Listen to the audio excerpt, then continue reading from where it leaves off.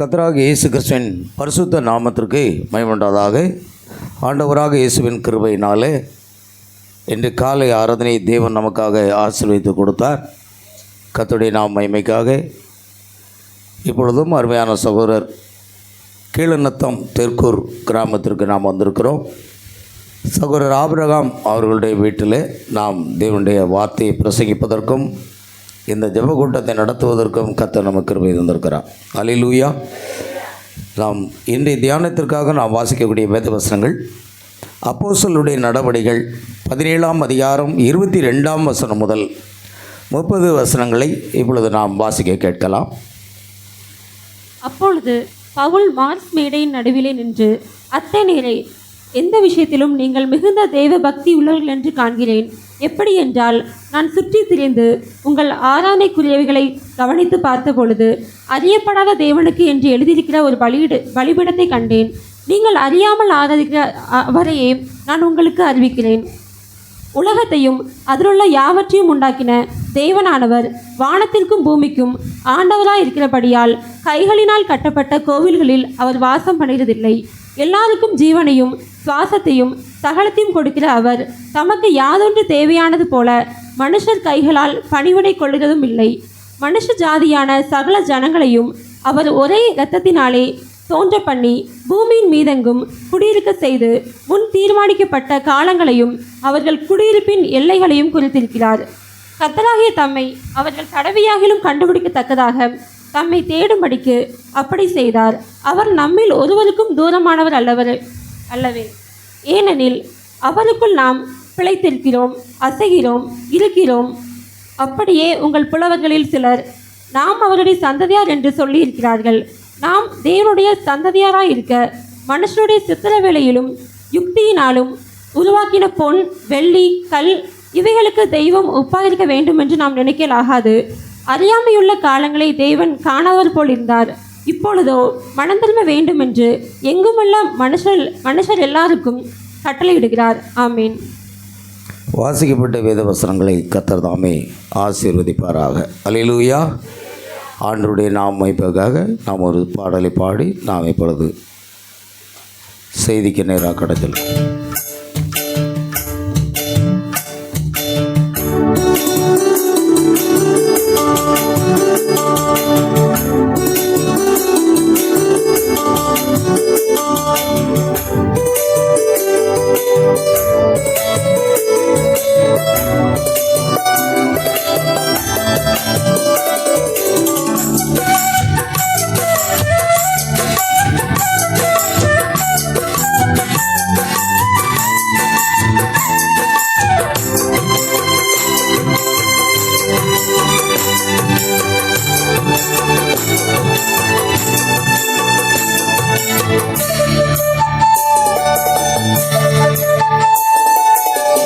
நெஞ்சிலே நிறைந்தவரை துதிக்கிறேன், நினைவில் நிறைந்தவரை துதிக்கிறேன்.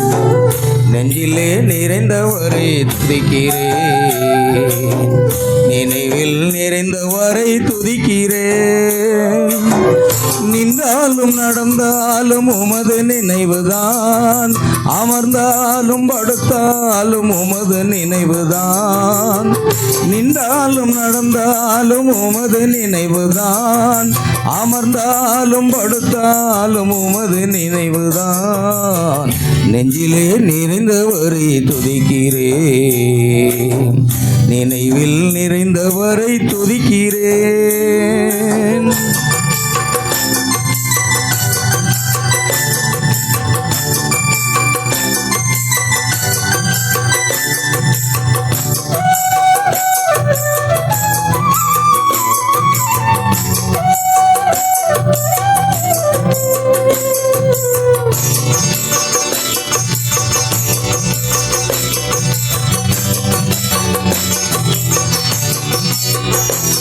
நான் வலது பக்கம் இடது பக்கம் சாயும் போது இதுதான் வழி என்று காட்டுகின்றேன்.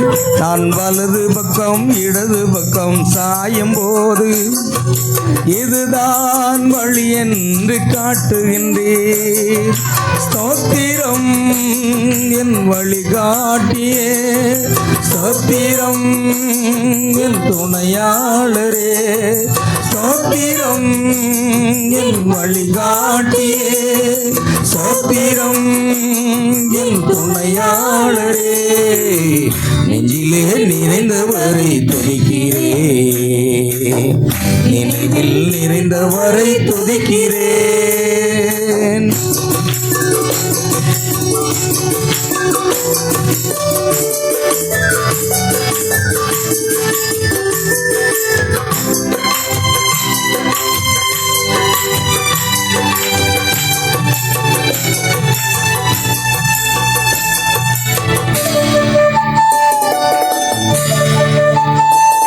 என் கால்கள் கல்லில் இடராமல் பாதுகாக்க உம்மின் தூதர்களை எனக்காக அனுப்புகின்றேன்.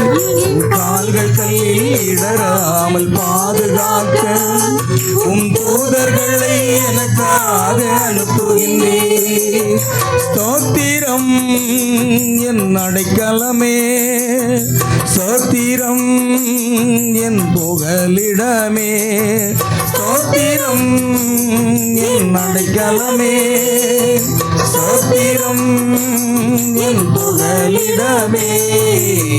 நெஞ்சிலே நிறைந்தவரை துதிக்கிறேன், நினைவில் நிறைந்தவரை துதிக்கிறேன்.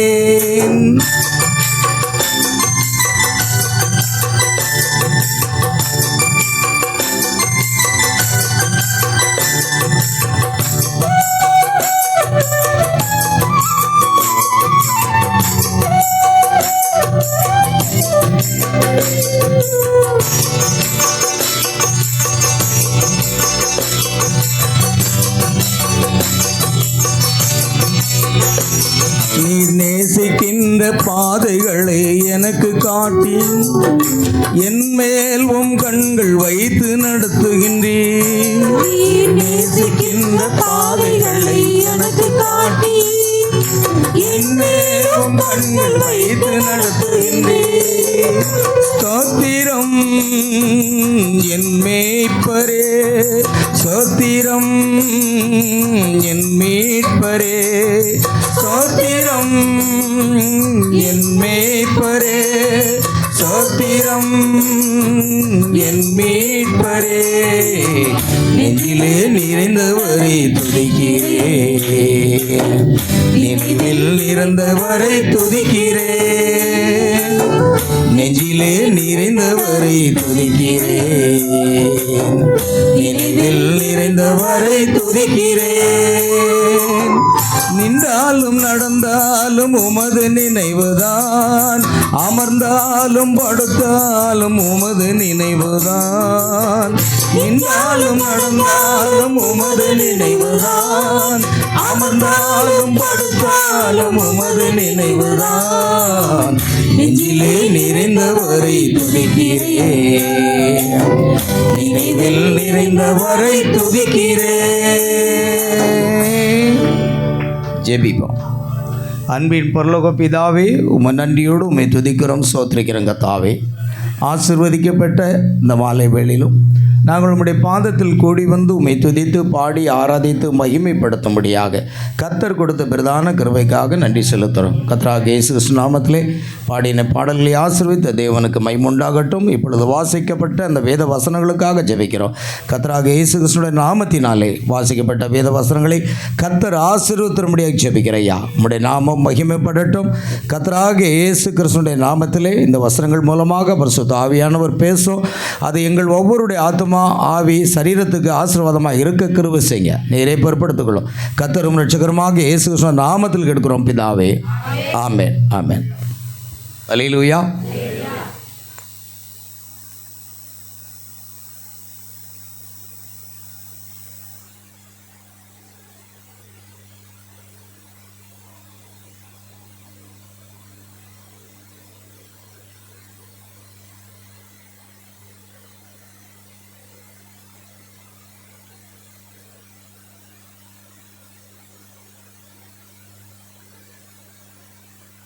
வேண்டும். அல்லேலூயா. மத்திய 17ஆம் அதிகாரத்திலே நாம் வாசித்தோம். மன்னிக்கவும், அப்போஸ்தலர் நடவடிக்கைகள் 17ஆம் அதிகாரத்தில். அப்பொழுது பவுல் மார்ஸ் என்னும் மேடை. ஆமென். அல்லேலூயா.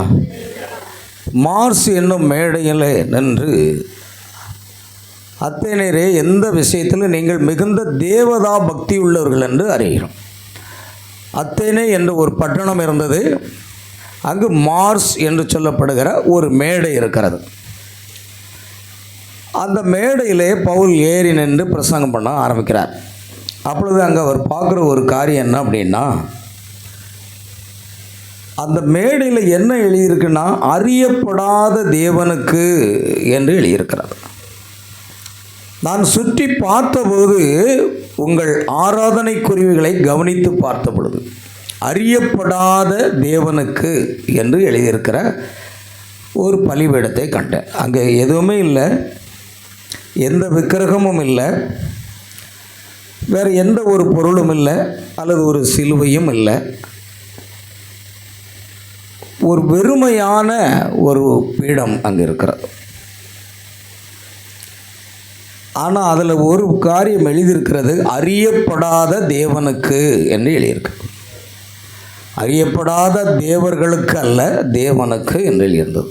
அப்போ அறியப்படாத ஒரு தேவன் அங்கே இருக்கிறார் என்பதை குறித்து, நீங்கள் அறியாமல் ஆராதிக்கிற அவரையே நான் உங்களுக்கு வேறொரு தெய்வம் அல்ல, நீங்கள் அறியாமல் ஆராதிக்கிற ஒரு தெய்வம் இருக்கிறது, அவரை தான் நான் உங்களுக்கு அறிவிக்க போகிறேன் என்று பவுல் அந்த மேடையில் ஏன்னு பிரசங்கம் பண்ண ஆரம்பிக்கிறார். உலகத்தையும் அதில் உள்ள யாவற்றையும் உண்டாக்கின தேவனானவர் வானத்திற்கும் பூமிக்கும் ஆண்டவராய் இருக்கிறபடியால் கைகளினால் கட்டப்பட்ட கோவில்களில் அவர் வாசம் பண்ணுகிறதில்லை. சரி, இந்த இடத்துல நாம் ஒரு காரியத்தை பார்க்குறோம். என்ன அப்படின்னா, பிரியமானவர்களே, ஏன் அறியப்படாத தேவனுக்கு என்று அதில் எழுதியிருக்கிறது என்று ஒரு காரியம் இருக்கிறது. ஏன் அது அறியப்படாத தேவன் என்று எழுதியிருக்கிறது? அதை பார்க்கும் பொழுது பிரியமானவர்களே, சரியான ஒரு காரியம் அங்கு என்ன அப்படின்னா, கைகளால் கட்டப்படாத ஒரு கோவில்களில் தெய்வ வாசமாக இருக்க மாட்டார். அறியப்படாத ஒரு தேவன் யார் என்பதை நான் உங்களுக்கு அறிவிக்கப் போகிறேன் என்று பகிர்கிறேன். ஆமென். ஆகையால் நாம் நல்ல கவனிக்க வேண்டிய ஒரு காரியம்,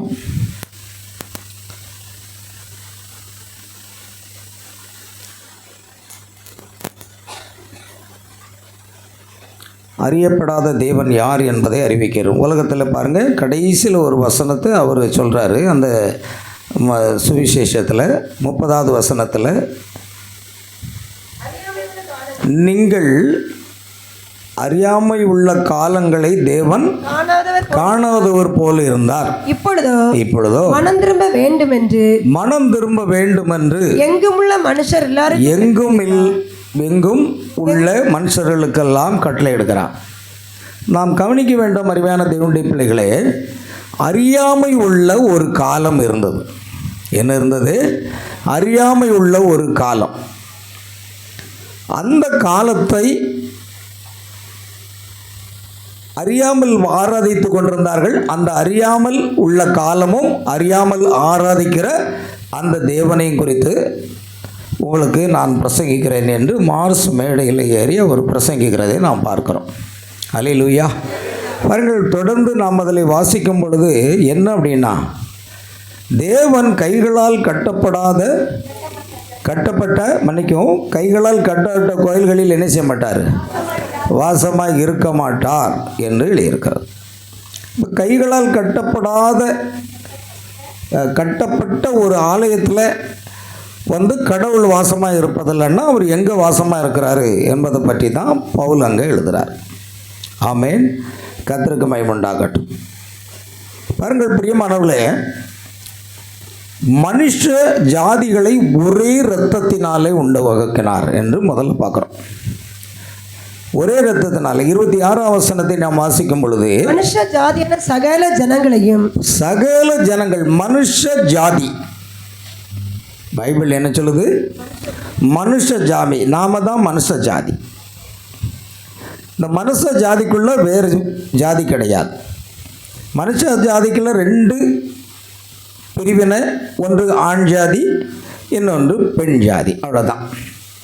இது 2 மட்டும் தான் இருக்கும். அதாவது ஆண் பெண். மனுஷ ஜாதியை மனுஷ ஜாதியான சகல ஜனங்களையும் அவர் ஒரே இரத்தத்தினாலே தோன்ற பண்ணி பூமியின் மீதங்கு குடியிருக்க செய்து. பார்த்தீங்களா? இப்போ நாம் இங்கே பார்க்கணும். ஒரே இரத்தத்தினாலே தோன்ற பண்ணி பூமியின் ஜனங்கள் எல்லாரும் குடியிருக்கும்படி செய்கிறது. முன் தீர்மானிக்கப்பட்ட காலங்களையும் அவர்கள் குடியிருப்பின் எல்லைகளையும் குறித்திருக்கிறார், நியமித்தார். சரி, போதும். இப்போ நம்ம செய்தியின் தலைப்பு ஒரே இரத்தத்தினாலே என்ற தலைப்பில் இந்த செய்தியை நம்ம கொண்டு வருவோம். இப்போ மனுஷ ஜாதி என்ற ஒரே ஜாதியை தான் தேவன் முதலாக ஆதாமை சிருஷ்டித்தார். ஆதாம் தான் இந்த மனுஷ ஜாதி. ஆதாமிலிருந்து தான் என்ன செய்ததுன்னா மனுஷர்கள் பிரிந்தார்கள், ஜாதிகள் பிரிந்தன. இப்போ ஜாதிகள் அப்படிங்கிறது காஸ்ட் இல்லை, அதனுடைய அர்த்தம் வேறு. பைபிளில் சொல்லப்பட்ட அந்த ஜாதிகள் என்றால் அது வெரைட்டிஸ், அதாவது விதவிதமாக அந்த தொழில் செய்கிறதின் அடிப்படையில் காணப்படுகிறவர்கள். கொத்த வேலை செய்தால் கொத்தனார்னு சொல்கிறாங்க, கொல்ல வேலை செய்தால் கொல்லன்னு சொல்கிறாங்க, தச்சு வேலை செய்தால் தச்சி ஆசாரின்னு சொல்லுவாங்க, தங்க வேலை செய்தால் தங்க ஆசாரின்னு சொல்லுவாங்க. அப்படி நம்ம பார்க்கும்போது எல்லாமே தொழில் அடிப்படையில் தான் அந்த பிரிவுகள் ஏற்பட்டதை தவிர மனுஷன் எல்லாமே ஒரே இரத்தத்தினால தான் உண்டானவன். ஒரே இரத்தத்தினால் உண்டான ஜனங்கள் தான் உலகம் முழுதும் இருக்கிறாங்க. காலப்போக்கில் தொழில் ரீதியாக அவர்கள் சிறு சிறு கூட்டமாக பிரிந்து அந்த பெயரை வைத்திருக்கிறார். உதாரணமாக தாவீது ஆடு மேய்க்கிறவனாக இருந்தார். ஆடு மேய்க்கிறவர்களை என்ன சொல்லுவாங்க? மேய்ப்பர்கள் கூட்டம், இல்லைன்னா கோனார்னு சொல்லுவாங்க. இயேசு கிறிஸ்து கூட ஆடுகளை தான் மேய்த்தார். திம்மராஜபுரத்தில் ஒரு வயசான ஐயா உண்டு. நான் கடை வச்சுருக்கும்போது என்கிட்ட வருவாங்க, நல்லா இருக்கீங்களா, எங்கள் குலத்தில் தான் இயேசுநாதர் பிறந்தார் அப்படின்னு சொல்லுவாங்க. ஏன்னா இடையர்கள்னு சொல்லும், பைபிளில் சொல்லுது, இடையர்கள் ஆடுகளை மந்தை வெளியிலே மேய்த்து கொண்டிருந்த பொழுது தூதர்கள் தோன்றி என்ன செய்தாங்க? இன்று கர்த்தராகிய கிறிஸ்து என்னும் இரட்சகர் பிறந்திருக்கிறார், அதனால் மாட்டு கொட்டகையில் தான் பிறந்தார், இடையர்களாக எங்களுக்கு தான் முதல்ல பிறந்த நற்செய்தி சொல்லப்பட்டது, நாங்கள் தான் அதுக்கு உரிமை உள்ளவர்கள்னு சொன்னார். தும்மராஜபுரத்தில் ஒரு வயசான ஆள் மரணம் அடைச்சிட்டாரு. ஆனால் அவருக்கு தெரியுது, நிறைய பேருக்கு தெரியுது, தெரியாமல் இல்லை. ஆனால் தங்களுடைய கொள்கைகள், கோட்பாடுகள், சட்டங்கள், திட்டங்கள், தங்களுடைய ஜாதி, இன, மத வெறியில் இருக்கிறவங்க அதை விட்டு தங்களை விட்டு கொடுக்கறது இல்லை. அதனால் பாருங்கள் பிரியமானவர்களே, அந்தந்த தொழில் அடிப்படையில் தான் ஜாதிகள் பிரிந்தன அப்படின்னு பைபிளே இருக்கு. ஆனால் ஒரே இரத்தத்தினால தான் மனுஷ ஜாதியான சகல ஜனங்களையும் ஒரே இரத்தத்தினாலே உண்டாக்கினார். அதை குறித்து அப்போஸ்தலர் 17:26 பவுல் அங்கே பேசுகிறார்.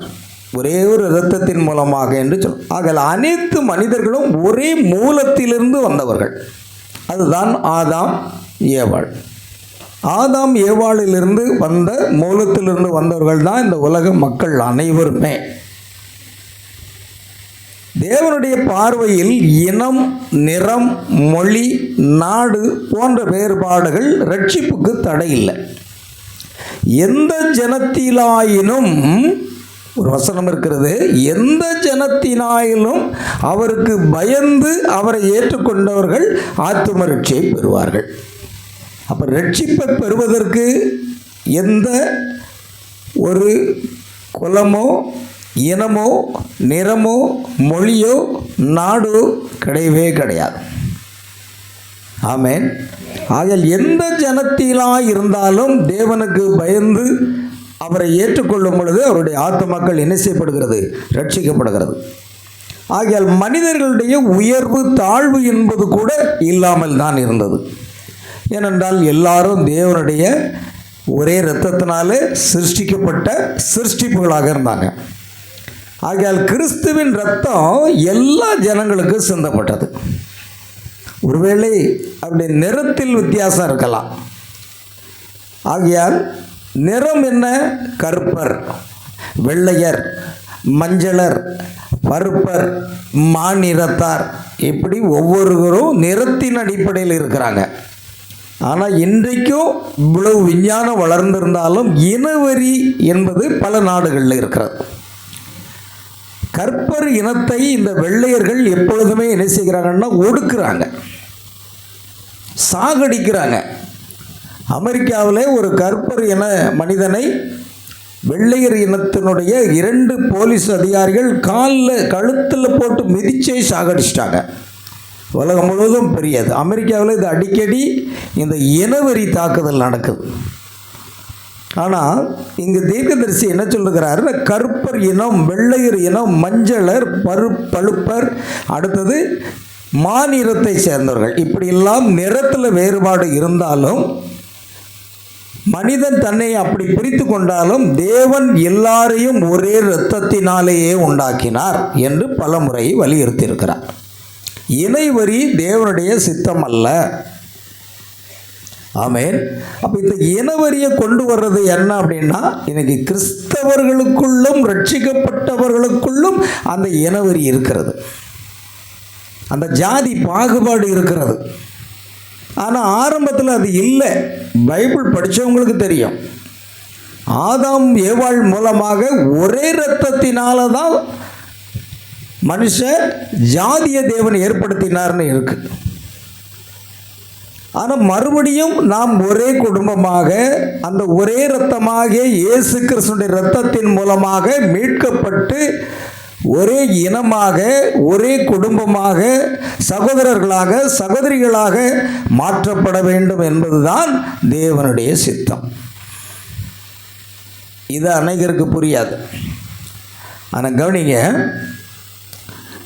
ஆவிக்குரிய அர்த்தத்தில் விசுவாசிகள் அனைவரும் இயேசு கிறிஸ்துவின் இரத்தத்தினால் ஒரே குடும்பமாக இணைக்கப்பட்டுள்ளனர்.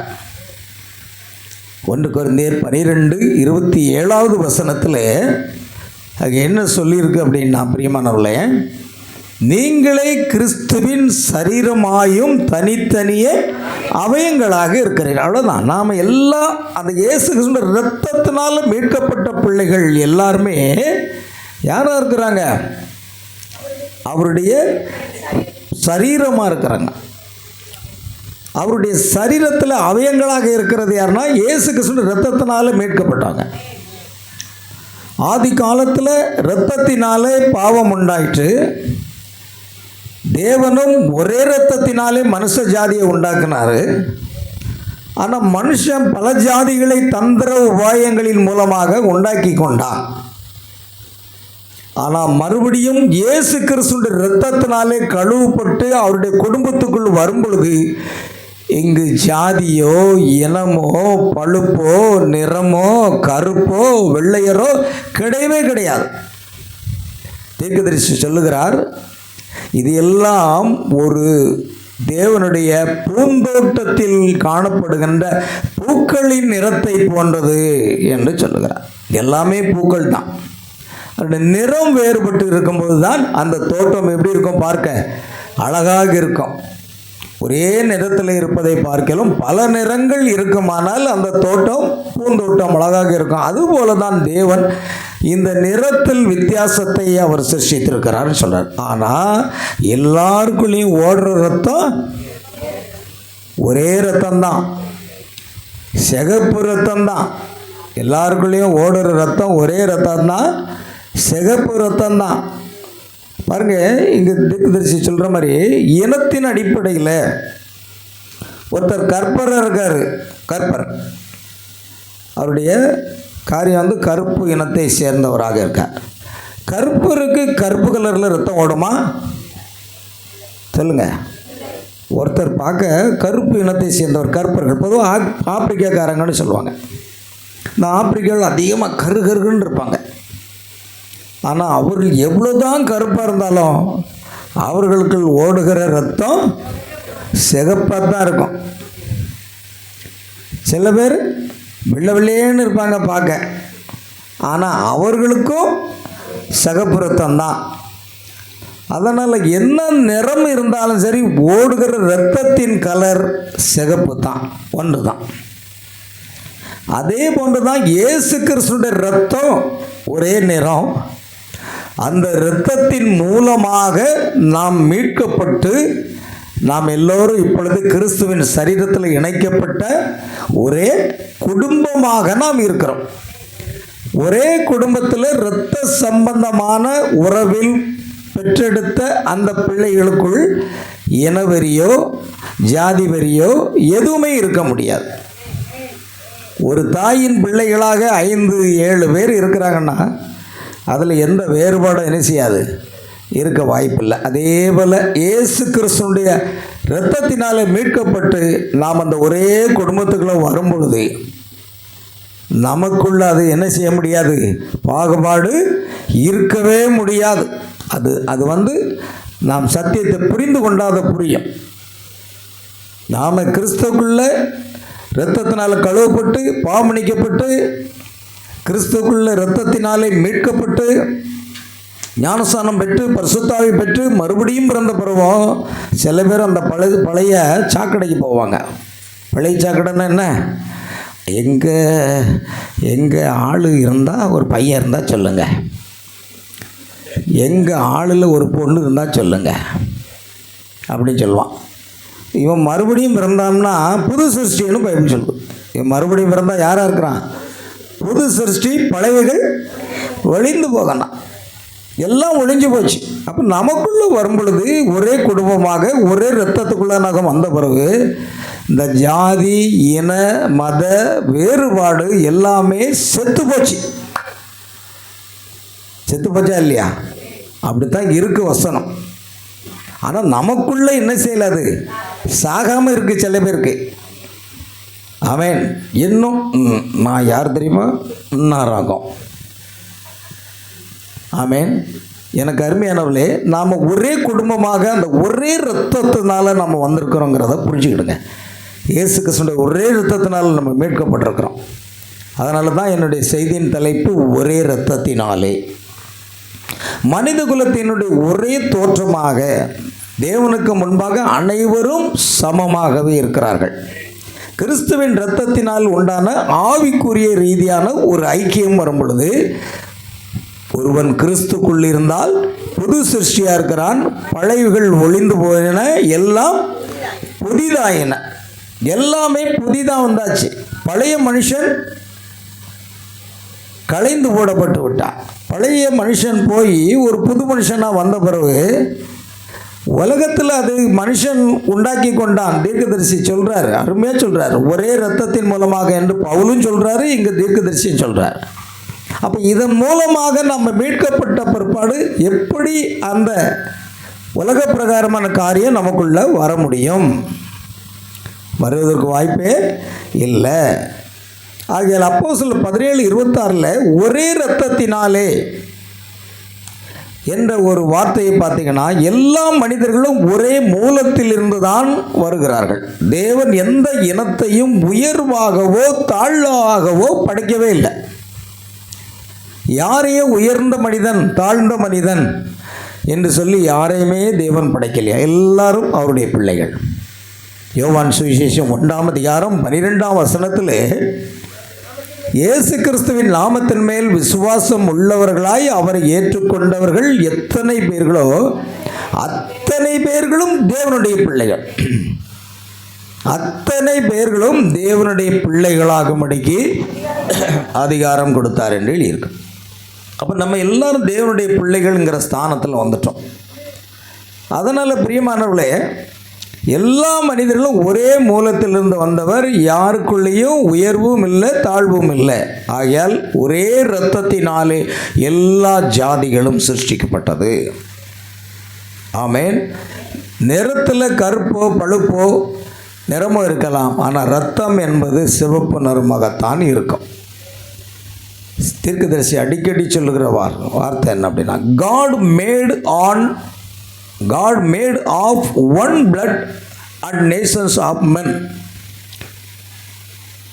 தேவன் ஒரே இரத்தத்தினால தான் இந்த உலகத்தை, மனுஷ ஜாதியை சிருஷ்டித்தார். கருப்பர், வெள்ளையர், மஞ்சளர், பழுப்பர் போன்ற இன வேறுபாடுகள் மனிதனால் உருவாக்கப்பட்டவை. நல்லா கவனிக்கணும். இதெல்லாம் யாரால் வருது? மனிதனால் உருவாக்கப்பட்டது தான் இது போன்ற காரியம். இந்த கருப்பு, வெள்ளையர், மஞ்சளர், பழுப்பர் இதை மட்டும் நான் சொல்லலை. இந்த இனம் என்ற ஒரு காரியமும் அங்கே தானே இருக்கிறது. ஆரம்பத்தில் அனைவரும் ஆதாமிலிருந்து வந்தவர்கள். ஆகையால் எந்த மனிதன் மற்றொருவரை விட உயர்ந்தவன் அல்ல. நாம் கிறிஸ்துக்குள் எப்படி இருக்கிறோம்? ஒன்றாக இருக்கிறோம் என்று வேதம் சொல்லும். நாம் கிறிஸ்துக்குள்ள ஒன்றாக இருக்கிறோம். ஒருவன் உயர்ந்தவன், ஒருவன் தாழ்ந்தவன் இல்லை. இந்த உயர்ந்தவன் தாழ்ந்தவன்ங்கிற அந்த பாகுபாடை உடைத்து எறிவதற்குத்தான் இயேசு கிறிஸ்து எல்லாருடைய கால்களையும் அவர் கழுவி, ஆமென், அந்த சட்டத்திட்டத்தை உடைத்து ஆண்டவரும் போதகருமாகிய நானே கால்களை கழுவுனது உண்டானால் நீங்களும் என்ன செய்யுங்க? ஒருவருடைய கால்களை ஒருவர் என்ன செய்யுங்க? கழுவ கடவீர்கள் என்ற கட்டளை கொடுக்கிறார். ஏன்னா அந்த உயர்வு தாழ்வு, ஏழை பணக்காரன், உயர்ந்த ஜாதி தாழ்ந்த ஜாதி இனம் அடிப்படையில் இது எல்லாம் உடைப்பதற்குத்தான் அந்த கால் கழுவுதல் என்ற நியமத்தை கர்த்தர் கொண்டு வருகிறார். ஆமென். அதனால தான் அநேக சபைகளில் என்ன செய்ய மாட்டாங்க? கால்களை கழுவ மாட்டாங்க. ஏன்னா கால்கள் கழுவணும்னா சபைக்குள்ளே பிரச்சனை வரும்.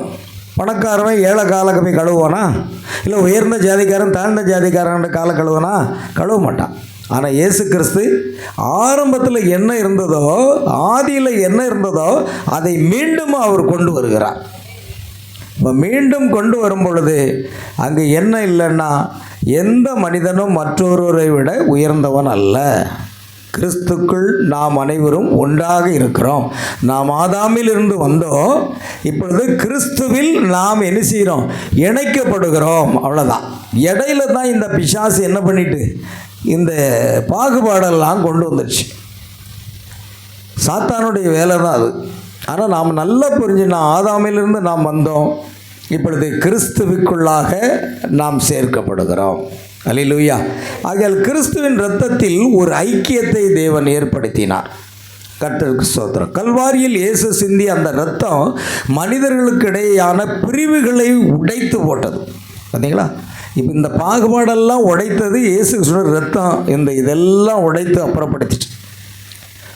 யூதர், புறஜாதியார், பணக்காரர், ஏழை, கருப்பர், வெள்ளையர் என்ற எல்லா வேறுபாடுகளும் கிறிஸ்துவுக்குள் நீங்கி போகிறது.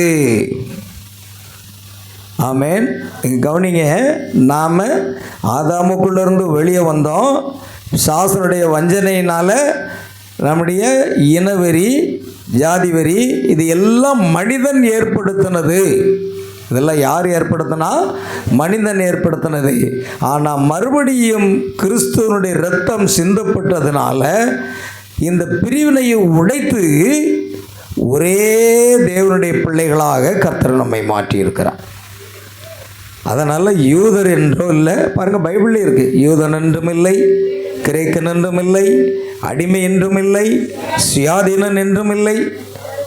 இல்லையா? 1 கொரிந்தியரா 11 நாம் யூதராயினும் கிரேக்கராயினும் நாம் யூதராயினும் கிரேக்கராயினும் அடிமைகளாயினும் சுயாதீனராயினும் எல்லாரும் ஒரே ஆவியாலே, ஒரே சரீரத்திற்குள்ளாக, எல்லாரும் ஒரே ஆவிக்குள்ளாகவே தாகம் தீர்க்கப்பட்டோம். போதும். இப்போ இங்கே என்ன வந்துட்டோம்? நாம் கிறிஸ்துக்குள்ளே வந்தாச்சுன்னா இப்போ நாம் யூதன் என்றும் இல்லை, கிரேக்கன் என்றும் இல்லை, அடிமை என்றும் இல்லை, சுயாதீனர் என்றும் இல்லை, ஏழை என்றும் இல்லை, பணக்காரன் என்றும் இல்லை. ஏன்னா இயேசு கிறிஸ்து நம்முடைய ஐஸ்வர்யவான்களாக மாற்றுவதற்கு அவர் நமக்காக என்ன ஆயிட்டு? தரித்திரர் ஆயிட்டார். முற்றிலும் மாற்றார். அல்லேலூயா. எனக்கு அருமையான தேவனுடைய பிள்ளைகளே, நம்ம ஒரு புதிய சிருஷ்டிப்புக்குள்ளே மறுபடியும் வந்திருக்கோம். புதிய சிருஷ்டிப்புக்குள்ளே வந்த பிறகும் நீங்கள் அந்த பழைய காரியத்தை நினைத்து பார்ப்பீர்களானால் நாம் இன்னும் சரியான அளவுக்கு கிறிஸ்துக்குள்ளே பலப்படலைன்னு அர்த்தம். அதனால தான் கலாத்தியர் பாருங்கள், நல்ல கவனிங்க. கிரேக்கன் என்றும் இல்லை, அடிமை கிரேக்கன், அதான் யூதன் என்றும் இல்லை, கிரேக்கன் என்றும் இல்லை. பாருங்கள், இயேசு கிறிஸ்துனுடைய அப்போஸ்தலருடைய காலத்தில் அநேக கிரேக்கர்கள் ரட்சிக்கப்பட்டாங்க, அநேக யூதர்கள் ரட்சிக்கப்பட்டாங்க. ஆகையால் உலகம் முழுவதும் ஒரே குடும்பமாக இருக்கிறது யாருன்னா கிறிஸ்தவர்கள் மட்டும்தான். கிறிஸ்தவர்கள் மட்டும்தான் அந்த ஒரே இணைப்பாக இருக்கக்கூடியவர்கள். மற்றவர்கள் என்னதான் இருந்தாலும் அந்த பிரிவினைகள் அவர்களுக்குள் இருக்கிறது. அல்லேலூயா.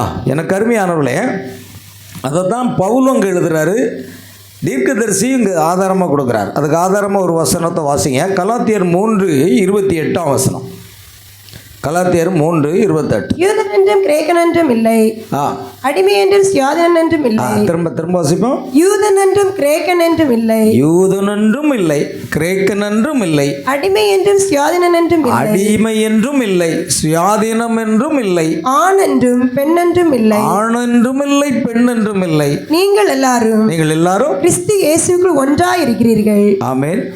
நீங்கள் எல்லாரும் கிறிஸ்து இயேசுக்குள் ஒன்று.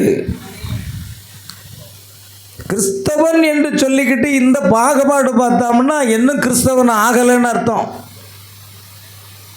அந்த சர்ச்சைக்கு போனோம் பாருங்க, அந்த பாஸ்டர் நம்ம ஆளுன்னு ஒன்றும் பரலோகத்துக்கு கொண்டு போக மாட்டார். நிறைய பேர் ஏன்ட்டு சொல்லியிருக்காங்க, அந்த பாஸ்டர்கிட்ட ஏன் கூடுதுன்னா அந்த குறிப்பிட்ட ஒரு பாஸ்டர் ஒரு குறிப்பிட்ட ஜாதியை சேர்ந்தவராக இருந்தால் அந்த ஜாதிக்காரன் அத்தனை பேரும் அந்த சபைக்கு தான் போகிறான். அதனால தான் சில சபையில் சில ஊர்களில் ஒரே ஸ்தாபனம் 2 சர்ச்சாக இருக்கும். கத்தோலிக்க சர்ச்சாக இருந்தால் ஒரு குறிப்பிட்ட ஜாதிக்கு ஒரு சர்ச்சு, இன்னொரு குறிப்பிட்ட சர்ச்சுக்கு இன்னொரு சர்ச்சு. அதேமாதிரி புரோட்டஸ்டன்ட்லேயும் அதே மாதிரி இருக்குது.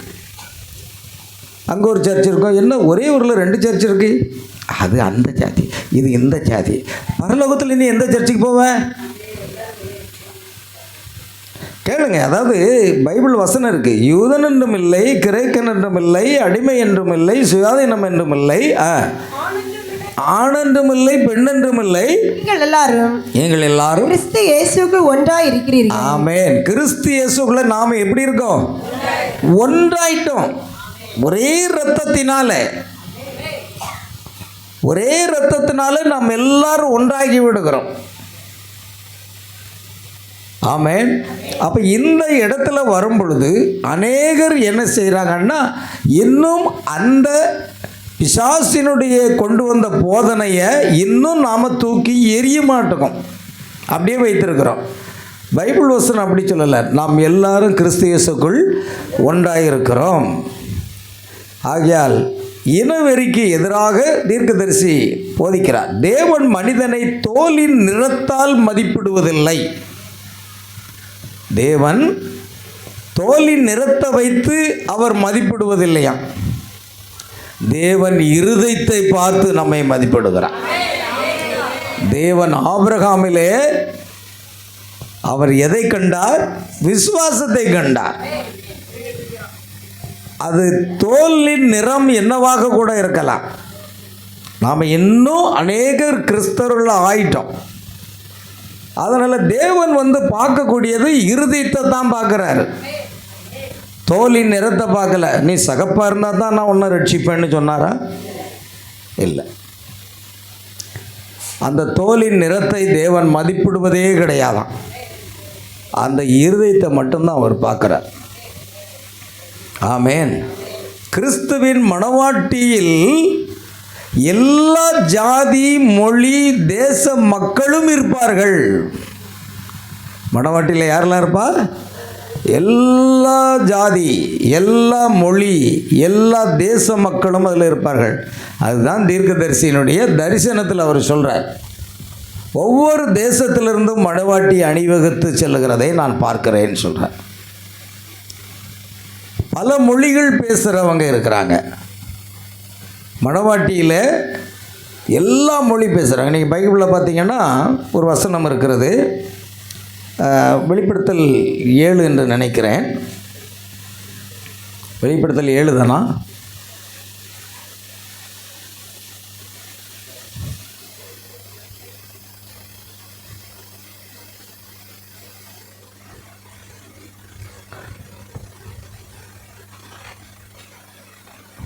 அதற்கு பின்பு, அதாவது முத்திரை போடப்பட்டவர்கள், அதுக்கு அப்புறம் வரும் இந்த வசனம்.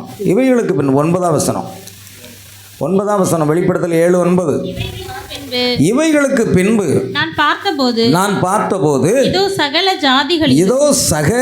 ஜாதிகளிலும் கோத்திரங்களிலும் ஜனங்களிலும் பாஷைகளிலும் இருந்து வந்ததும் ஒருவனும் எண்ணக்கூடாததுமான திரளான கூட்டமாகிய ஜனங்கள் வெள்ளை அங்கிகளை தரித்து தங்கள் கைகளில் குருத்தோலைகளை பிடித்து சிங்காசனத்திற்கு முன்பாகவும் ஆட்டுக்குட்டியானவருக்கு முன்பாகவும் நிற்க கண்டேன்.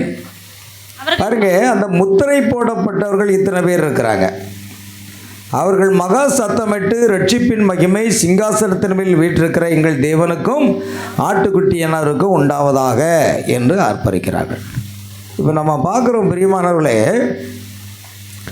என்ன அப்படின்னா, சகல ஜாதிகள், சகல கோத்திரங்கள், சகல ஜனங்கள், சகல பாஷை பேசுகிறவங்க, இந்த உலகம் முழுவதிலிருந்து எல்லாருக்கும் ஒரே அங்கி தான் கொடுக்கப்பட்டிருக்கிறது, வெள்ளை அங்கி. ஆமென். இந்த வெள்ளை அங்கிகளை அவர்கள் தரித்து கொண்டு குருத்தோலைகளை பிடித்து அங்கு வருகிறதை பார்க்கிறோம். தீர்க்கதரிசி இதை என்ன சொல்கிறாருன்னா, 8வது வசனம் வரைக்கும் வரக்கூடியது யூதர்களில் முத்திரை போடப்பட்டவர்கள். ஆனால் 9ஆம் வசனத்தில் வரக்கூடியது யாருன்னா, அதுதான் மணவாட்டின்னு சொல்கிறார்.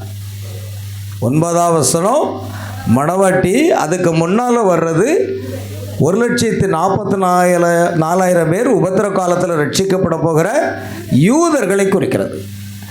அந்த யூதர்களை மாத்திரம் குறிக்கிறது. ஆனால் மணவாட்டியை பார்க்கும் பொழுது பிரியமானவர்களே, சகல ஜாதிகள் இருக்கிறாங்க, கோத்திரங்கள் இருக்கிறாங்க, ஜனங்கள் இருக்கிறாங்க, பாஷைக்காரங்க, எல்லாருக்கும் எந்த பாகுபாடும் இல்லாமல் ஒரே வெள்ளை அங்கி கொடுக்கப்படுகிறது. ஆமென். அந்த வெள்ளை அங்கியை பெற்றுக்கொள்கிறதை நாம் பார்க்கிறோம். சரி, இப்போ பாருங்கள், ஆகையால் மணவாட்டி எல்லா வித ஜாதிகளில் வந்தார். 5ஆம் வெளிப்படுத்தல் 5:9 வாசிப்போம். வெளிப்படுத்தல் 5:9. புஸ்தகத்தை வாங்கவும் அதன் முத்திரைகளை உடைக்கவும் பாத்திரராக இருக்கிறீர். ஏனெனில் நீர் அடிக்கப்பட்டு சகல கோத்திரங்களிலும் பாஷைக்காரரிலும் ஜனங்களிலும் ஜாதிகளிலும் இருந்து எங்களை தேவனுக்கென்று உம்முடைய இரத்தத்தினாலே மீட்டுக்கொண்டு எங்கள் தேவனுக்கு முன்பாக எங்களை ராஜாக்களும் ஆசாரியர்களும் ஆக்கினீர். நாங்கள் பூமியிலே அரசாளுவோம் என்று புதிய பாட்டை பாடினார்கள். இது மணவாட்டி குறித்து சொல்லுகிறது. தேவரீர் புஸ்தகத்தை வாங்கவும் அதன் முத்திரைகளை உடைக்கவும் பாத்திரராய் இருக்கிறீர். ஏனெனில் நீர் அடிக்கப்பட்டு சகல கோத்திரங்களிலும் சகல பாஷைக்காரரிலும் சகல ஜனங்களிலும் இருந்தும் ஜாதிகளிலும் இருந்தும் எங்களை தேவனுக்கென்று மீட்டுக்கொண்டீர். நாங்கள் யார்? ஒரே குடும்பம். நாங்கள் யாருங்க? ஒரே குடும்பம். ஒரே இரத்தத்தினாலே மனுஷ ஜாதியை உண்டாக்கின தேவன் இயேசு கிறிஸ்துவின் இரத்தத்தினாலே மறுபடியும் இந்த ஜனங்களை மீட்பதற்கு முன்பாக பிசாசானவன் ஜாதி இன மத வெறிகளை அவன் கொண்டு வந்து விட்டான். இதனால தான் ஒருத்தரும் அடிச்சுக்கிட்டு சாவுறான். ஆனால் அது தேவன் கொண்டு வந்தது அல்ல. யார் கொண்டு வரல? தேவன் கொண்டு வந்தது அல்ல. அதனால தான் தேவன் இதையெல்லாம் உடைச்சிட்டு அவர் ஒரே இரத்தத்தினாலே என்ன செய்கிறார்னா, ஒரே குடும்பமாக ஒரே மணவாட்டியாக அவர் மீட்டுக்கொள்கிறார். ஒரே மணவாட்டியாக மீட்டுக்கொள்கிறதை நாம் பார்க்கும் பொழுது அந்த ஒரே இரத்தம் மணவாட்டிக்காக சிந்தப்பட்டிருக்கிறது. 7ஆம் அதிகாரம் 9ஆம் வசனம் வாசித்தீங்களா? 7:9 வாசித்துமா? சரி 7:9 வாசித்து விட்டோம். சரி, இப்போ கவனிங்க. ஆகையால் கிறிஸ்துவின் மணவாட்டி ஒரு தேசத்திலிருந்து மட்டுமல்ல, எல்லா ஜாதிகளிலிருந்தும் கோத்திரங்களிலிருந்தும் எல்லா மொழிகளிலிருந்தும் எல்லா ஜனங்களிலிருந்தும் அழைக்கப்பட்டு நாம் கிறிஸ்துக்குள் ஒன்றாக இருக்கிறோம். கிறிஸ்துக்குள்ள எப்படி இருக்கோம் பிரியமானவர்களே? ஒன்றாக இருக்கிறோம். அப்போ ஒன்றாக நாம் கிறிஸ்துக்குள்ளே இருக்கும் பொழுது நமக்குள்ள தோலின் நிறமோ அல்லது ஜாதி நிறமோ அல்லது வெறியோ கிறிஸ்தவத்துக்குள்ளே என்ன செய்யாது, காணப்படவே கூடாது. வேதம் அவ்வளோ தெளிவாக சொல்லியிருக்கு. அதனால தான் பவுல் அதை எழுதுகிறார். ஒரே இரத்தத்தினால தான் மனுஷ ஜாதியை உண்டு பண்ணினார். ஆனால் மனுஷன் பல உபாயங்களையும் ஜாதிகளையும் பிரிவினைகளை ஏற்படுத்தி கொண்டான். மறுபடியும் இயேசு கிறிஸ்துவின் ஒரே இரத்தத்தினாலே மறுபடியும் கிறிஸ்துக்குள் நாம் ஒன்றாக மாற்றுகிறார். ஆமேன். ஆனால் நாம் மாறி இருக்கிறோமா? ஒரு பெண்ணை பார்க்க போனால் பெண்ணு கருப்பாக இருக்கு, கிள்ளி விட்டால் ரத்தம் வரணும். பெண்ணை பார்க்க போனால் எப்படி இருக்கணும்? கிள்ளி விட்டால் ரத்தம் வரணும். பிள்ளை எப்படி இருக்கு? பிள்ளை எப்படி இருக்குங்க? கருப்பாக இருக்கு. அவன் சினிமாக்காரன் பாடுறான், கருப்பு தான் எனக்கு பிடிச்ச கலருன்னு பாடுறான். அல்லேலூயா, ஆமேன்.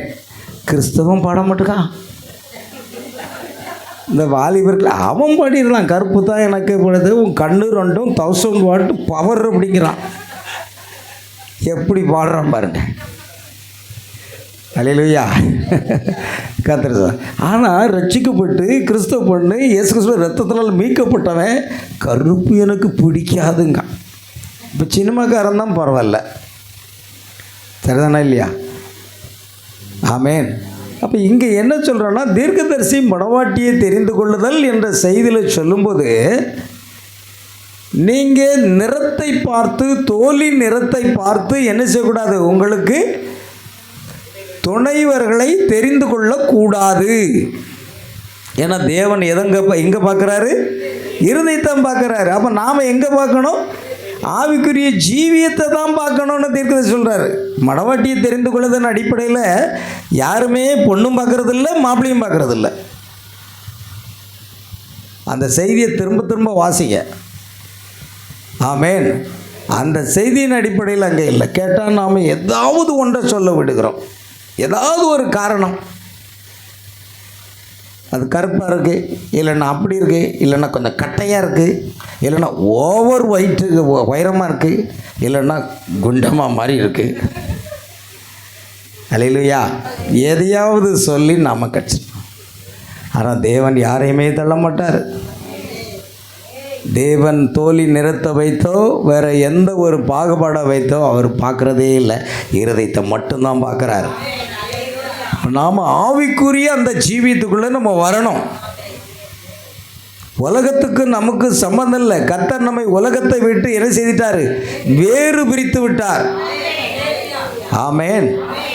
கர்த்தருக்கு ஸ்தோத்திரம் உண்டாகட்டும். ஆகையால் கிறிஸ்துவனுடைய மணவாட்டி எல்லா தேசத்திலிருந்தும், எல்லா நிறத்திலிருந்தும், எல்லா ஜாதிகளிலிருந்தும், எல்லா கோத்திரத்திலிருந்தும், எல்லா மொழி பேசுகிறவர்களிருந்தும் அழைக்கப்படுகிறார்கள். அதுதான் எங்கள் செய்தி. தீர்க்கதரிசி தேவனுடைய தேர்ந்தெடுக்கப்பட்டவர்கள் உலகம் முழுவதும் இருக்கிறாங்க. உலகம் முழுவதும் இயேசு கிறிஸ்துவின் ஒரே இரத்தத்தினால், பாருங்கள், ஒரே இரத்தத்தினால் உருவான மனித குலத்திலிருந்து தேவன் தமது மணவாட்டியை அழைக்கிறார். அந்த ஒரே இரத்தத்தின் மூலமாக மணவாட்டியை அழைக்கிறார். ஒரே இரத்தம் மற்றும் ஆதாமின் சந்ததி. எல்லா மனிதர்களும் இயற்கையாக ஆதாமின் சந்ததியார். ரட்சிக்கப்பட்டவர்கள் ஆவிக்குரிய வகையில் இரண்டாவது ஆதாமாகிய கிறிஸ்துவின் சந்ததியார். பாருங்கள், எப்படி ஆவிக்குரிய காரியத்தோட தீர்க்கதரிசி இணைக்கிறார் பாருங்கள். எல்லா மனிதர்களும் இயற்கையாக யாருடைய சந்ததியாருங்க? ஆதாமுடைய சந்ததியார். ஆனால் ரட்சிக்கப்பட்டவர்கள் ஆவிக்குரிய வகையில் இரண்டாவது ஆதாமாகிய கிறிஸ்துவின் சந்ததியார்.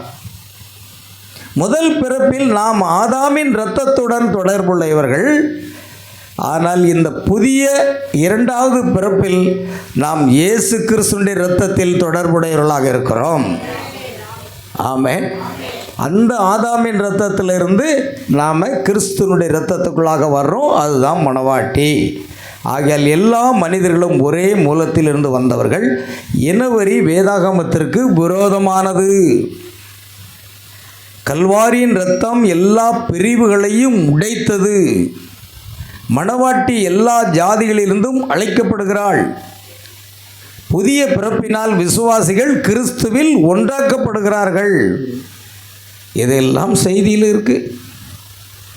தீர்க்கதரிசி செய்தியை அப்படியே பின்பற்றிட்டா கண்டிப்பாக நம்ம இழக்கப்பட்டு போக மாட்டோம், எடுத்துக்கொள்ளப்படுதல் போயிடுவோம். ஆனால் செய்தியில் நம்ம இன்னும் 10-20% கூட வரல. கவனிங்க, செய்தியை பார்த்தா எனக்கே பயமாக இருக்குது. பிரசங்கிக்க நாம் அதுக்கு தகுதியாக இருக்கிறோமா, அதை நம்ம பார்க்குறோம்.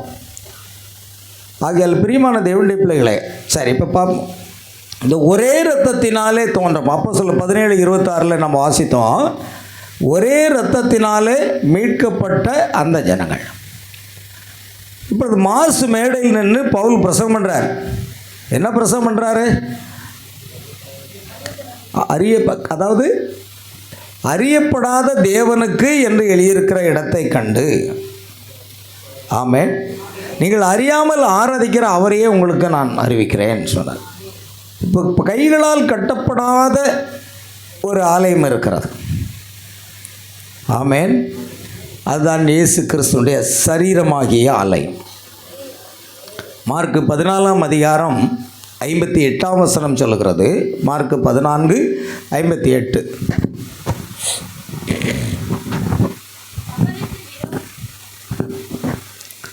விரோதமாய் பொய் சாட்சி சொன்னார்கள். கைகளால் கட்டப்பட்ட மார்க்கு 14:58. மார்க்கு 14:58 இருக்கிறதா? என்ன வசனம்? நான் தவறாக வைத்திருக்கிறேன்னா?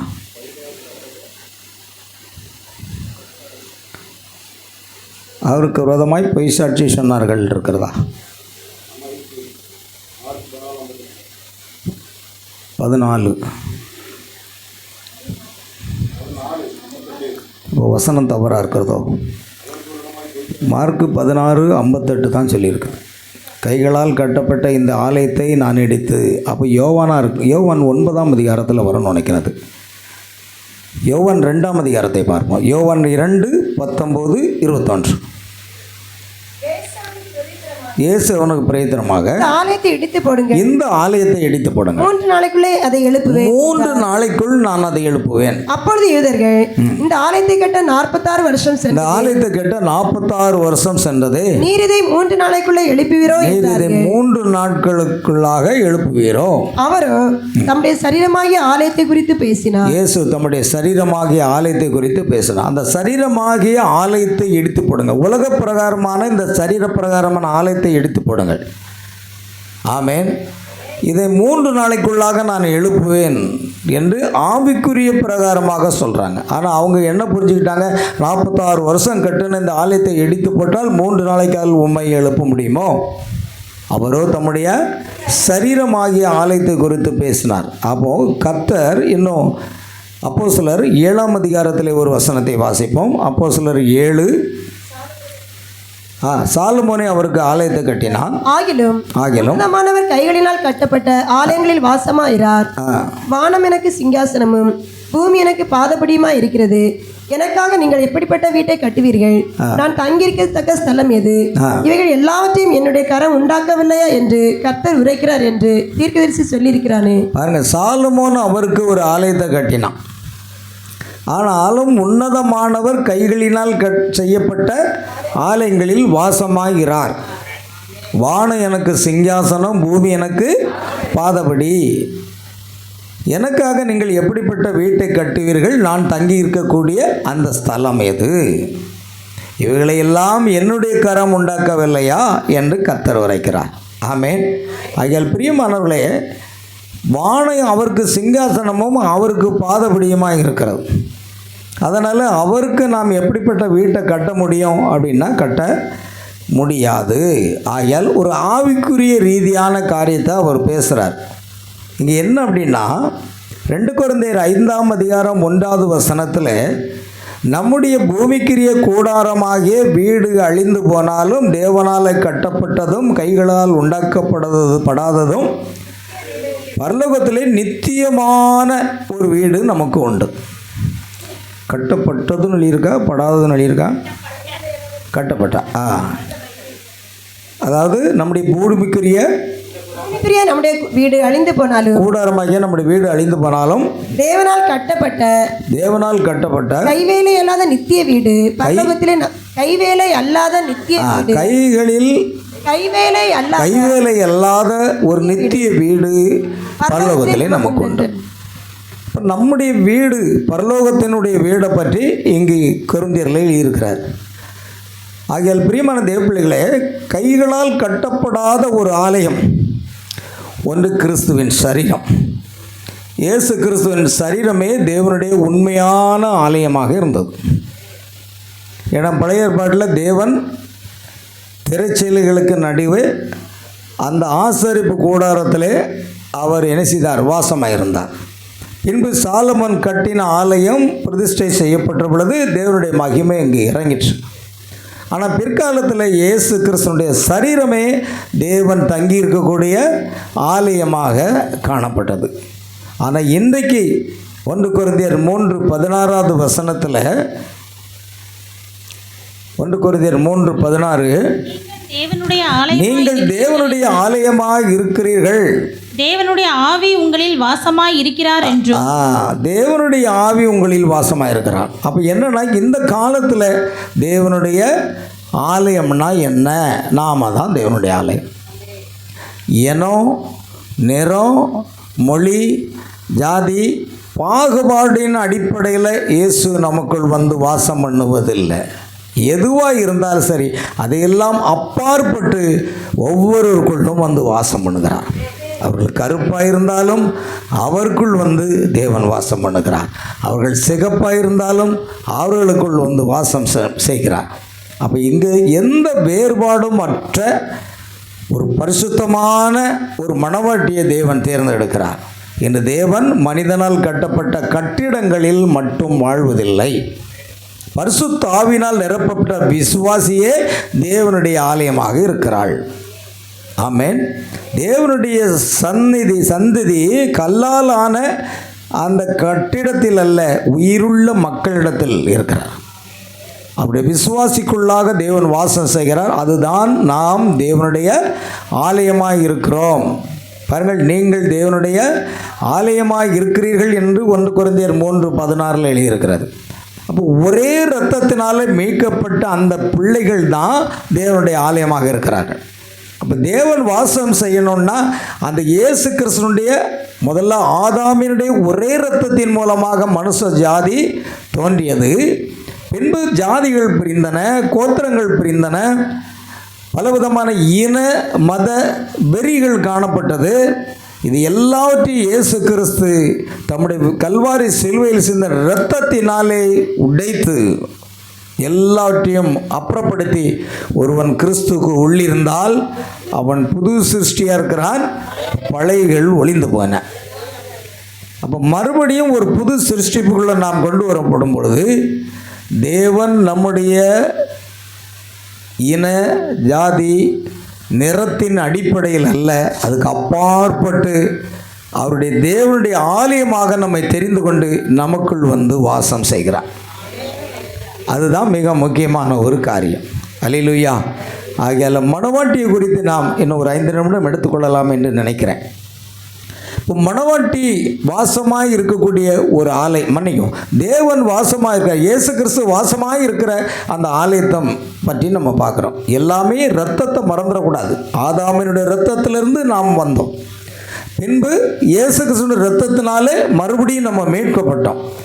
இப்போ தேவன் இயேசு வாசம் பண்ணக்கூடிய ஒரு ஆலயம். இதைத்தான் அறியப்படாத தேவனுக்கு என்று எழுதியிருக்கிறது யாரு, அவரையே நான் உங்களுக்கு அறிவிக்கிறேன் என்று சொல்லி பவுல் பிரசங்கிக்கிறதை நம்ம பார்க்குறோம்.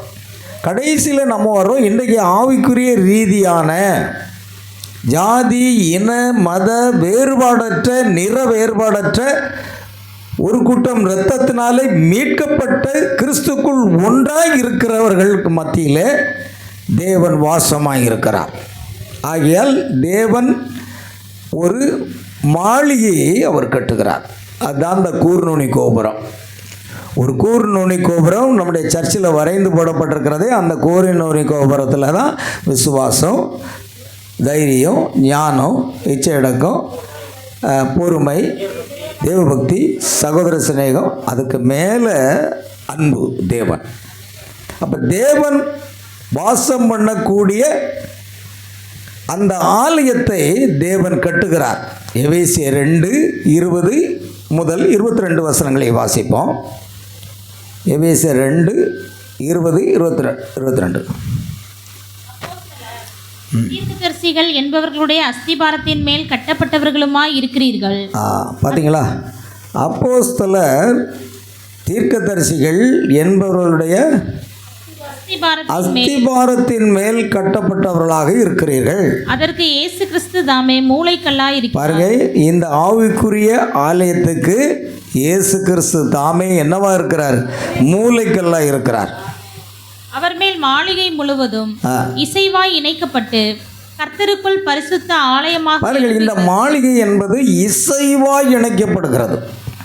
தீர்க்கதரிசி என்ன சொல்றாருன்னா, எகிப்தில் உள்ள அந்த கூர்நுனி கோபுரம் ஒரு கல்லின் மேலே ஒரு கல் வைக்கப்பட்டு ஒரு பிளேடு கூட உள்ள செருக முடியாத அளவுக்கு இடைவெளியே இல்லைங்கிறார். அவ்வளவு இசையாக இருக்குங்கிறார். நான் போய் நேரில் பார்த்துருக்குறேன் அப்படின்னு சொல்கிறார் தீர்க்கதரிசி. எகிப்தில் அந்த பிரமிடு தான் விசுவாசம், தைரியம் அப்படியே குறுகி கொண்டு வருகிறது. மேலே தலைக்கல் கிறிஸ்து. அந்த பிரமிடு யாருன்னா மணவாட்டி தான். ஆமேன்.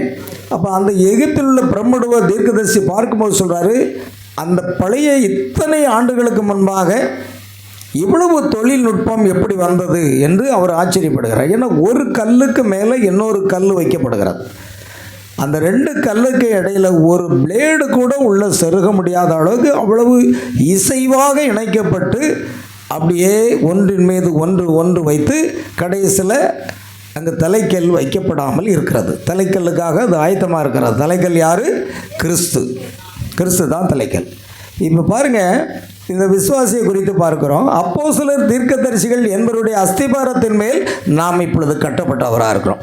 அப்போ தேவனுடைய மாளிகை என்பது இசைவாய் இணைக்கப்படுகிறது என்றால் அந்த சிறு கூட்டம் அப்போஸ்தலருடைய உபதேசத்தில் இருக்கணும்.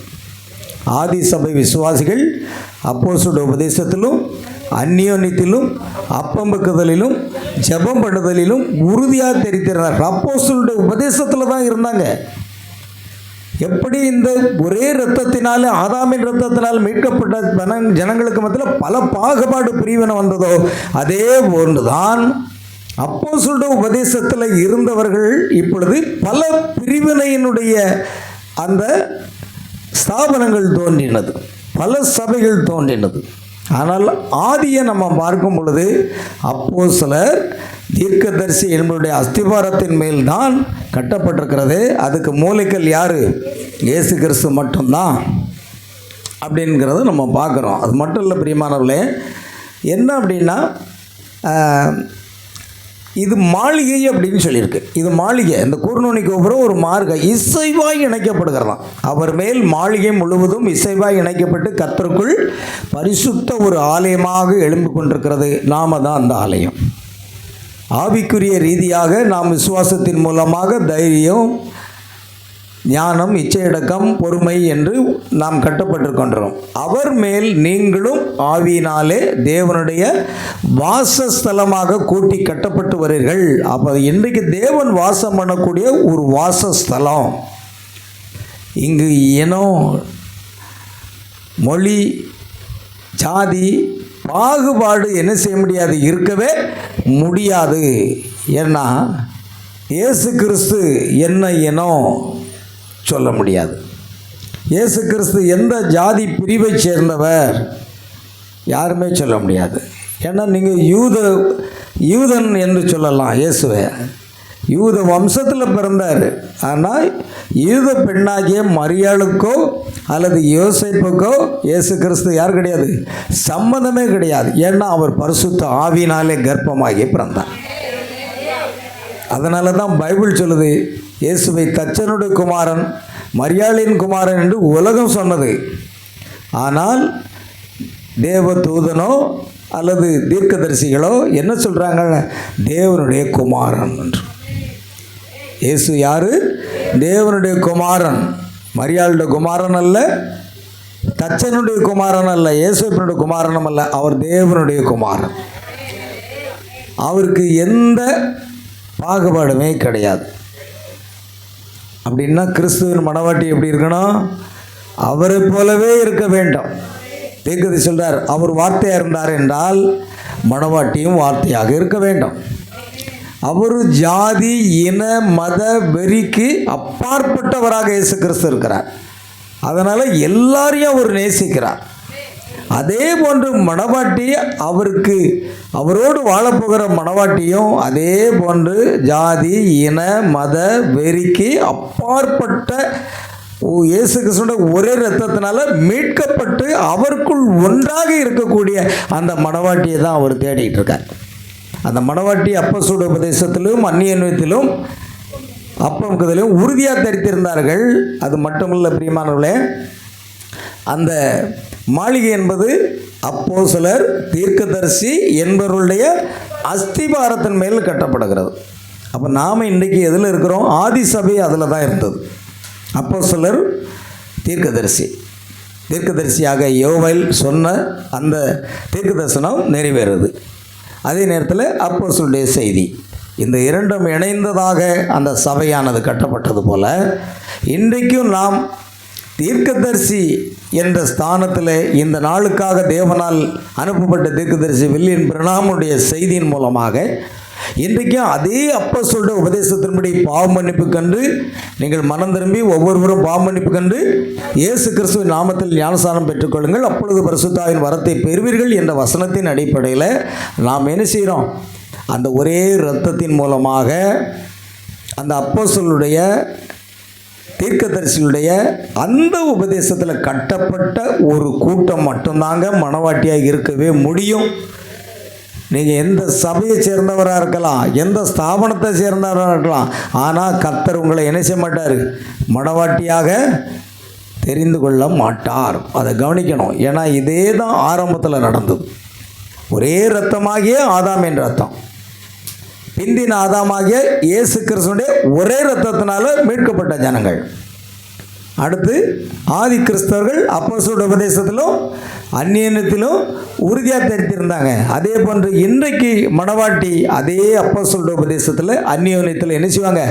உறுதியாக தரித்திருப்பார்கள்.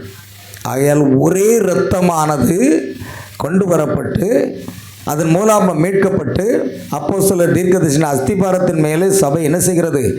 கட்டப்பட்டு வளர்கிறது. அதுதான். ஆமேன். கர்த்தருக்கு மகிமை உண்டாகட்டும். ஆகையால் பிரியமானவர்களே, இதை அநேக காரியங்கள் நாம் சொல்லிக்கொண்டே போகலாம். கிறிஸ்துவனுடைய சரீரத்திலே நாம் இணைக்கப்பட்டிருக்கிறபடினால் உலகத்தாரை போல நாம் நடந்து கொள்ளக்கூடாது. தேவன் கிறிஸ்துவில் வெளிப்பட்டார், கிறிஸ்து சபையில் வெளிப்படுகிறார். பழைய ஏற்பாட்டின் தேவன் கூடாரத்திலும் ஆலயத்திலும் வாசம் பண்ணினார். இயேசு வந்தபோது தேவன் ஒரு மனித சரீரத்தில் வாசம் பண்ணினார். பெந்தெகோஸ்தே நாளுக்கு பிறகு தேவன் தமது ஜனங்களுக்குள் தம்முடைய மணவாட்டிக்குள் வாசம் செய்தார். ஆகவே தேவனுடைய ஆவியினால் நிரப்பப்பட்ட விசுவாசிகள் தான் தேவனுடைய அந்த சரீரம் அல்லது ஆலயம் அல்லது மணவாட்டி என்று அழைக்கப்படுகிறதை நாம் பார்க்கிறோம். கர்த்தர் தாம் உங்களை ஆசீர்வதிப்பாராக. ஆகையால் பிரியமானவர்களே, நாம் இதோடு நிறுத்திக்கொள்வோம். ஆண்டவருக்கு மகிமை உண்டாகும். இன்னும் ஒரு சில காரியங்கள் இருக்கிறது, நமக்கு போதுமான நேரம் இல்லை, நாம் அதோடு முடித்து கொள்ளலாம். ஆனால் இன்றைய செய்தியில் நீங்கள் கவனிக்க வேண்டிய ஒரே ஒரு காரியம் என்னவென்றால், முதல் ஆதாமின் இரத்தம் தேவன் தம்முடைய இரத்தத்தினாலே, பாருங்கள் ஒரு வசனம் கூட நீங்கள் வாசித்துருங்க. இது அப்போஸ்தலர் தேவன் தம்முடைய சுய இரத்தத்தினாலே சம்பாதித்து கொண்ட சபை. அப்போஸ்தலர் 20:28 நினைக்கிறேன்.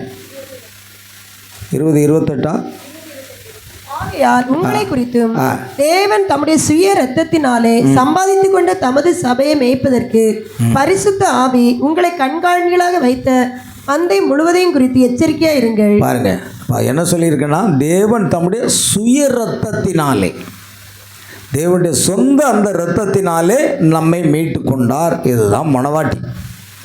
அப்போ உலகத்தார் போல இந்த பிரிவினைகள் நமக்கு இருக்கக்கூடாது. எல்லா ஸ்தாபனங்களிலும் இந்த ஜாதி பிரிவினைகள் இருக்கிறது. இன பிரிவினைகள் இருக்கிறது, மத சம்பந்தமான பிரிவினைகள் இருக்கிறது. இது எதுவுமே நமக்கு இல்லாமல் பழுதற்றதான கரை திரை முதலானவைகளும் பிழையற்றதுமான அந்த மகிமையுள்ள சபையாக எபேசியர் 5:27 கர்த்தர் ஒரு மகிமையுள்ள சபையை ஆயத்தப்படுத்தி கொண்டிருக்கிறார். நாம் அவருடைய வார்த்தைக்குள்ளாக கிறிஸ்துக்குள்ளாக நாம் ஒன்றாக இருக்கிறோம். எந்த பாகுபாடும் நமக்குள் காணப்படக்கூடாது. ஏன்னா ஒருவன் கிறிஸ்துக்குள் இருந்தால் புது சிருஷ்டியாக இருக்கிறான், பழைகள் ஒளிந்து போயின. அதனால் அந்த பழைய ஆதாமினுடைய இரத்தத்தை போலவே பிந்தின ஆதாமாகிய இயேசு கிறிஸ்துடைய இரத்தத்தின் மூலமாக மீட்கப்பட்டு எந்த பாகுபாடும் இல்லாத ஒரு சிறு கூட்டம்தான் அவருக்கு மணவாட்டியாக இருக்க முடியும். கர்த்தர் ஒரு நாள் அந்த மணவாட்டியை ஆகாயத்தில் எடுத்துக்கொள்ளப்பட்டு இவ்விதமாக என்றென்றைக்கும் கர்த்தரோடு கூட இருப்பார். ஜெபிக்கலாம். அன்பின் பரலோக பிதாவே, ஸ்தோத்திரங்க தாவே, ஆண்டவர் மர்ம ரட்சகரமாக இயேசுவே உமக்கு நன்றி நன்றி நன்றி. எல்லாரும் நாம் கர்த்தரை ஸ்தோத்திரிப்போம். தேவாதி தேவனும் கத்தாதி கர்த்தருமாகிய இயேசு கிறிஸ்துனுடைய நாமத்தில் நாங்கள் ஜெபிக்கிற ஆண்டவரை ஸ்தோத்திரிக்கிறப்பா. நீர் நல்லவர், நீர் வல்லவர், நீர் கிருபையுள்ளவர். ஆண்டவரே உமக்கு கொடான கோடி ஸ்தோத்திரங்களை செலுத்துகிற ஆண்டவராக இயேசுராஜா. தேவரே நீர் பரிசுத்தர், வல்லவர், நல்லவர், கிருபையுள்ளவர், இரக்கமுள்ளவர், மாறாத மகத்துவமான தேவனே துதிக்கிறோம் ஆண்டவராக இயேசுராஜா. ஆமேன். எல்லாரும் வாய்த்திருந்து ஜெபிப்போமா? கர்த்தருக்கு மகிமை உண்டாகட்டும். ஆண்டவரே நீர் பரிசுத்தர், நீர் நல்லவர், நீர் வல்லவர், நீர் கிருபையுள்ளவர், நீர் இரக்கமுள்ள தேவன். ஆண்டவரை உண்மையே நாங்கள் துதிக்கிறோம், உண்மையை போற்றுகிறோம், உண்மையை வாழ்த்துகிறோம், உண்மையை ஆராதிக்கிறோம். ஆண்டவரை ஒரே இரத்தத்தினாலே கர்த்தாவே மனுஷ ஜாதியை நீர் தோன்ற பண்ணீர். ஆம் கர்த்தாவே துதிக்கிறோம். இந்த நாட்களில் இயேசு கிறிஸ்துவின் ஒரே இரத்தத்தினாலே எங்களை மீட்டதுனால எங்களுக்குள் எந்த விதமான உலக காரியங்களும் வந்து விடாதபடிக்கு அவைகளெல்லாம் கடிந்து கட்டி என்ன செய்யும் நீர் அப்புறப்படுத்த வேண்டுமா ஜெபிக்கிற ஆண்டவரே ஸ்தோத்திரிக்கிறேன் கர்த்தாவே. ஓ தேவாதி தேவனும் கத்தாதி கர்த்தருமாகிய இயேசு கிறிஸ்துவினுடைய நாமத்துக்கு மகிமை உண்டாகட்டும். ஹல்லேலூயா. தேவரீர் நீர் பரிசுத்தர், வல்லவர், நல்லவர், கிருபையுள்ளவரே உமக்கு நன்றி நன்றி நன்றி. கோடான கோடி ஸ்தோத்திரங்களை நாங்கள் செலுத்துகிறோம் ஆண்டவரே. நீர் ஒருவரே பரிசுத்தர், நல்லவர், வல்லவர், கிருபையுள்ளவர், இரக்கமுள்ளவர், மாறாத மகத்துவமான தேவனே துதிக்கிறோம் ஆண்டவர். எல்லாம் நாம் ஜெபிக்கிறோம். ஆம் கர்த்தாவே ஸ்தோத்திரிக்கிற அந்த நாளிலும் அருமையான சகோதரனுடைய வீட்டில் நாங்கள் வந்து ஆண்டவரே உம்முடைய நாமத்தின் மகிமைக்காக உம்முடைய வார்த்தையை நாங்கள் தியானிக்கவும், உம்மை துதிக்கவும், உம்மை பாடவும் எங்களுக்கு நீர் தந்த அந்த கிருபைக்காக நன்றி செலுத்துகிறோம். என் தேவாதி தேவனாக இயேசு கிறிஸ்துவினுடைய நாமத்துக்கு மகிமைக்காக அருமையான சகோதரர் ஆபிரகாமுடைய வீட்டில் ஆண்டவரே நாங்கள் கடந்து வந்து ஆண்டவரே உம்முடைய நாமத்துக்கு மகிமையாக ஆண்டவரே ஸ்தோத்திரிக்கிறேன் கர்த்தாவே. ஓ ஜீவனுள்ள தேவனாக இயேசு கிறிஸ்துவினுடைய நாமத்தினாலே ஆண்டவரே நன்றியோடு நன்றியோடு நன்றியோடு உம்மை துதிக்கிறோம் ஆண்டவராக இயேசப்பா.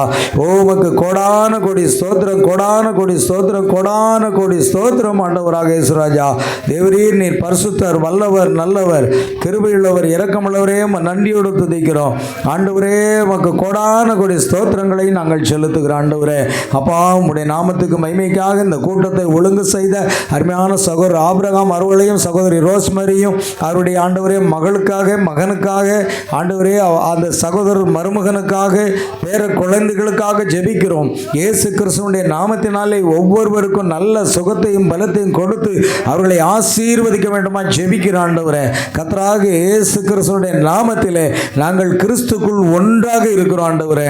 ஆண்டவரே யூதன் என்றும் இல்லை, கிரேக்கன் என்றும் இல்லை, அடிமை என்றும் இல்லை, சுயாதீனம் என்றும் இல்லை, எல்லாரும் கிறிஸ்து இயேசுக்குள் ஒன்றாக இருக்கிறார்கள் என்று வேதம் சொல்லுகிறபடி ஆண்டவரே நன்றியோடு துதிக்கிறோம் துதிக்கிறோம் துதிக்கிறோம் துதிக்கிறோம் துதிக்கிறோம் கர்த்தாவே.